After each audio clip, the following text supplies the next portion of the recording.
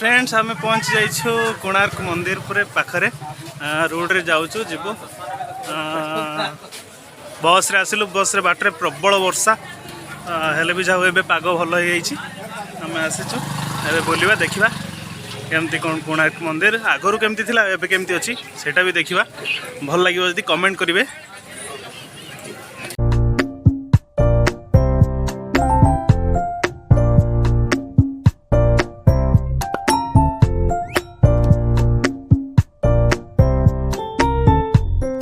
तो फ्रेंड्स सबुठार गोटे बड़ दुर्घटना घटी आप देखले मैंने हसबे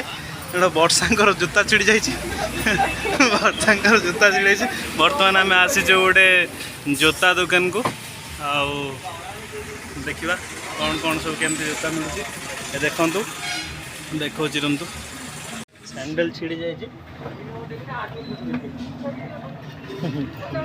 देखो छिड़ी जाइए केमती नुआ जोता में बुले आसचु।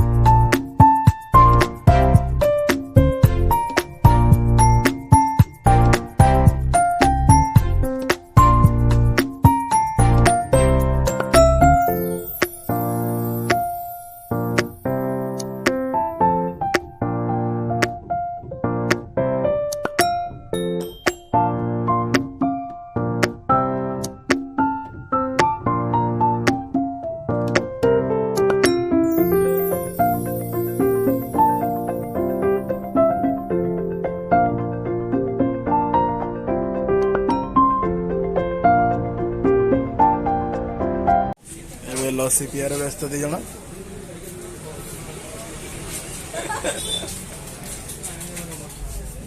आपण किसी कहबे कि कहवाई चाहूँ कि लसी एत सुंदर खाऊ खाऊ किसी कह आपण किसी कहवाई चाहते कि आपण तो खाली दांत देखेले आपण मैंने जो कोणार्क आसवे तो एमती खंडे खंडे टिकेट आपको किणा पड़ो प्राइस रोचे 40 टंका पर हेड तो न किणिले आपण मैंने एंट्री करें ना प्रबल भी खरा हो देखो झाड़ पूरा गमगम हो बाहर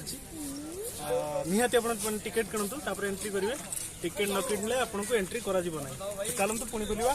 भितर देखा कौन केमती हो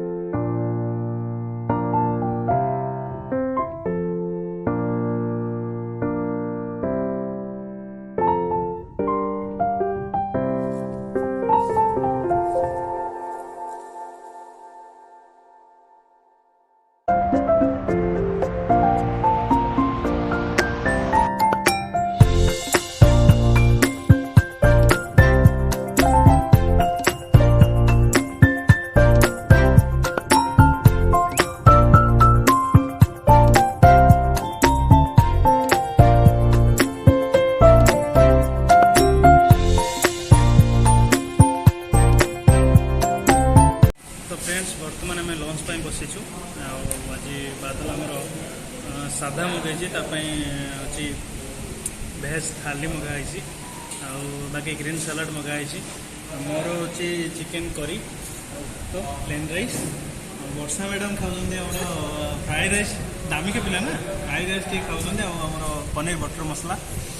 तो खाइबा तापर देखा टेस्ट केमती बुझे।